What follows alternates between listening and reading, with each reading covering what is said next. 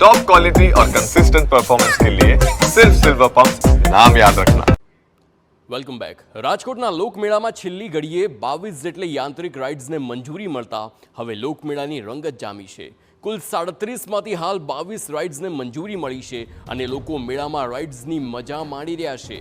બાકીની રાઇડ્સને પણ ટૂંક જ સમયમાં મંજૂરી મળી શકે છે।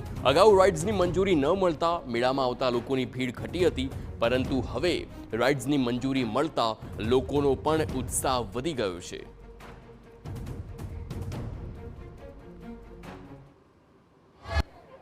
જેમ જેમ કલાકો વીતી રહી છે તેમ તેમ રાજકોટના રેસકોર્સ ગ્રાઉન્ડ ખાતે યોજાયેલા જન્માષ્ટમીના લોકમેળાની રંગત જામતી જાય છે।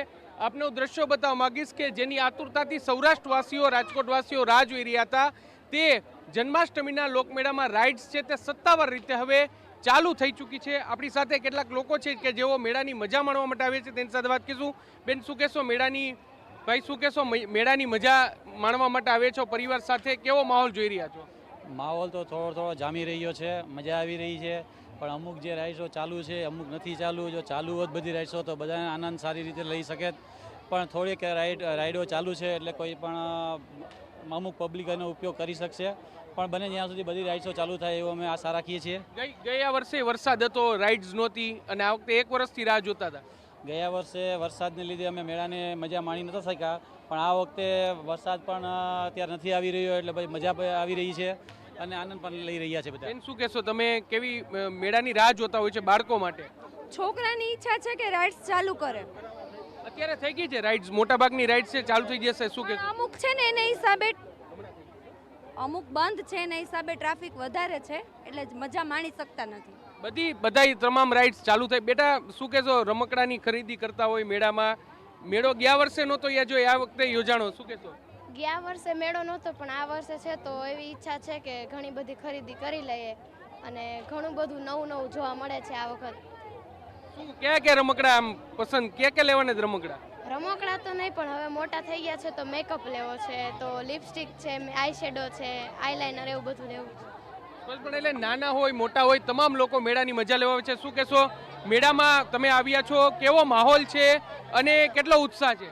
બહુ મસ્ત માહોલ છે, મજા આવે એવો માહોલ છે, પણ રાઇડ્સ અમુક ચાલુ નથી તો થોડુંક ઓલું થાય છે।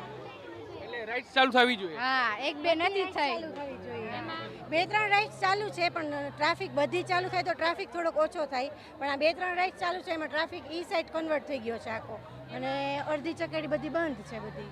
શું કહેશો બેટા, શું ખરીદી કરવાની છે આ વખતે મેળામાંથી? આજ વખત તો બધું લઈ જ લેવું છે અને અમુક રાઇડ જે નથી ચાલુ તેને ચાલુ કરાવો, બધા મજા મળે।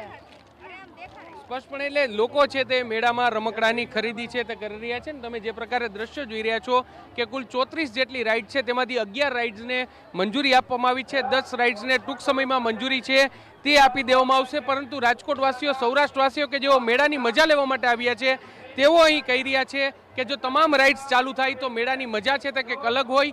દર વર્ષે એટલે કે વર્ષમાં એકવાર આ મેળો છે તે યોજાતો હોય છે ને દરેક રાજકોટવાસી, સૌરાષ્ટ્રવાસી આ મેળાની રાહ જોતા હોય છે, ત્યારે વહીવટીતંત્ર તમામ પ્રકારની SOPનું પાલન સાથે જલ્દીમાં જલ્દી તમામ રાઇડ્સને મંજૂરી આપે તેવી માંગ જોવા મળી રહી છે। કેમેરા પર્સન ભાવેશ લશ્કરી સાથે મોહિત ભટ્ટ, TV9।